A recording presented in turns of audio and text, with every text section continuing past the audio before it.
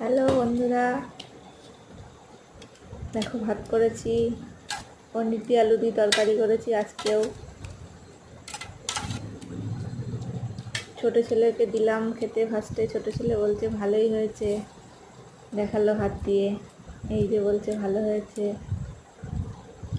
আর করেছিলাম রায়তা, শসা দিয়ে, গোলমরিচ দিয়ে, আর হচ্ছে দিয়ে বিট লবণ দিয়ে রায়তা করেছিলাম। খুব সুন্দর হয়েছে রায়তাটা, আর পনিরটাও ভালো হয়েছিল। আর এই দেখো পনিরের কালারটা দেখো, আর এই দেখো মাটির জগ, কি সুন্দর না? এই মাটির জগে জল রাখলে এত ঠান্ডা হয় কি বলবো। তোমরা মাটির জগে জল খাও, ফ্রিজের জল কেউ খেয়েই না এই সময়। মাটির জগে একটা আলাদাই টেস্ট লাগে খেতে জল।